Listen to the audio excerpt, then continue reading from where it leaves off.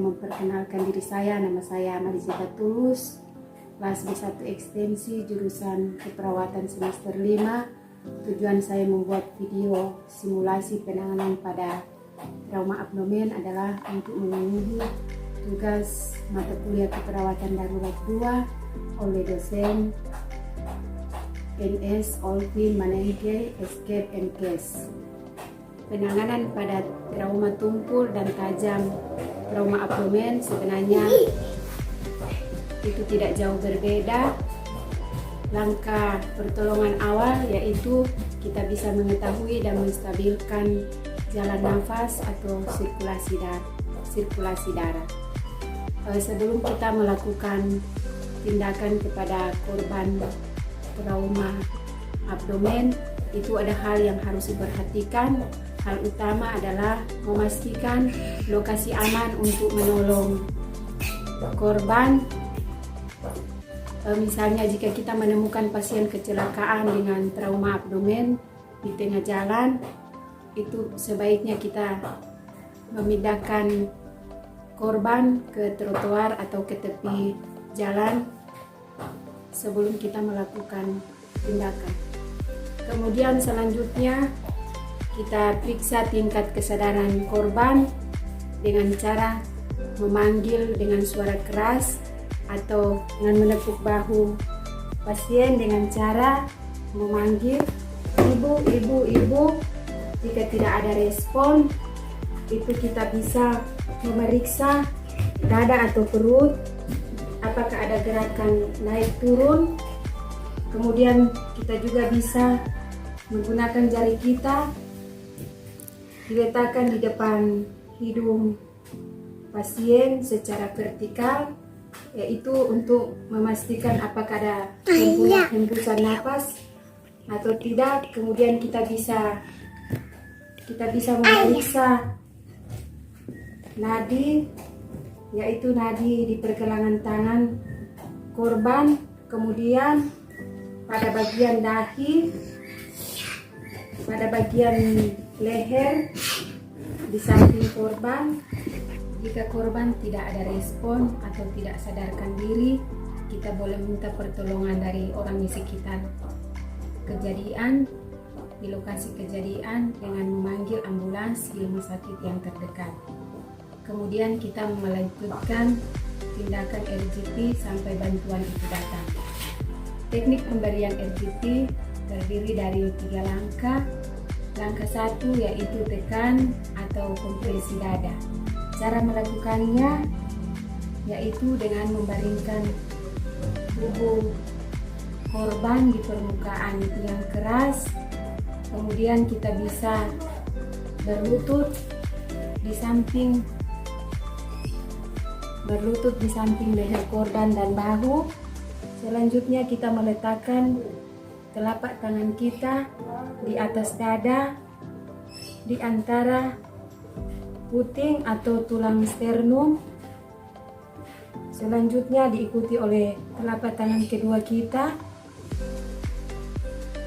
diletakkan di atas tangan yang pertama. Pastikan siku kita lurus dan kepala kita terletak pas di atas tangan kita. Kemudian kita boleh memulai menekan dada sedalam 5-6 cm sebanyak 30 kali dengan cara 1, 2, 3, 4, 5, 6, 7, 8, 9, 10, 20, 30 dengan tekanan 1 atau 2 tekanan per detik. Kemudian pastikan kekuatan tubuh kita bagian atas itu menekan.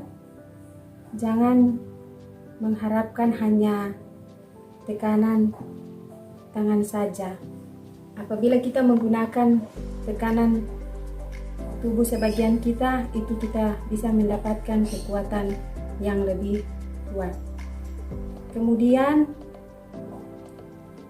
setelah kita melakukan tekan dada, itu kita bisa periksa apakah terdapat gerakan dada atau ada respon. Bila tidak ada, itu kita langsung menghubungi bantuan yang sudah orang lain panggil. Kemudian kita lanjutkan kembali RCP sampai bantuan itu datang. Kemudian langkah kedua yaitu buka saluran napas dengan cara itu setelah kita melakukan tekanan dada sudah kita lakukan, langkah selanjutnya adalah membuka saluran napas dengan cara mendongakkan kepalanya. Kemudian tangan kita diletakkan di atas dahi, tangan lainnya mengangkat dagu secara perlahan-lahan. Kita bisa juga membuka mulut sedikit untuk memeriksakan apakah ada sumbatan dari lidah dengan tujuan korban bisa bernapas dengan normal. Kemudian kita memeriksa apakah ada gerakan dada ataupun perut. Apabila tidak ada respon, kita bisa mendekatkan telinga kita ke hidung atau mulut korban dengan cara demikian. Bila tidak menunjukkan respon, itu kita bisa melakukan langkah ketiga, yaitu dengan bantuan napas buatan dari mulut ke mulut. Selanjutnya langkah ketiga yaitu beri napas buatan dari mulut ke mulut dengan posisi kepala mendongkang dan dagu diangkat sedikit. Kemudian kita memberikan pernapasan buatan dengan cara menjepit hidung korban, kemudian mulut kita ditempelkan ke mulut korban dan lakukan napas buatan. Kemudian kita melihat ke arah dada apakah sudah ada respon atau belum. Jika belum ada, kita lakukan kembali tekan dada. Tekan dada sebanyak 30 kali. Kemudian kita lakukan kembali napas buatan. Diikuti napas buatan 2 kali. Jika memberikan respon, apakah ada respon atau tidak? Bila tidak, itu kita lakukan kembali. Proses ini dianggap sebagai satu siklus, yaitu 30 kali tekan dada, 2 kali napas buatan. Itu dihitung satu siklus. Bila pasien selama 5 siklus tidak menunjukkan respon, maka kita kembali melakukan tekan dada diikuti dengan napas buatan 2 kali sampai bantuan itu datang.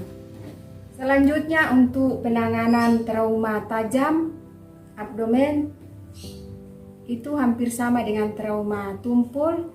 Di sini bedanya adalah kalau pada trauma tajam, bila ada luka tusukan yang dalam, itu dianjurkan kita tidak boleh mencabut benda yang tertancap di dalam abdomen untuk mencegah perdarahan yang terjadi. Bila ada luka terbuka, ada organ yang keluar dari abdomen, itu jangan dengan sengaja kita memasukkan organ tersebut ke dalam abdomen agar mencegah itu terjadinya infeksi. Itu kita bisa cuci dengan cairan NaCl, kemudian kita langsung bungkus dengan kasa yang steril. Demikianlah simulasi penanganan korban trauma abdomen. Apapun jenis trauma abdomen, segeralah bawa korban ke IGD rumah sakit terdekat untuk mendapatkan pertolongan medis sesegera mungkin. Terima kasih, semoga bermanfaat.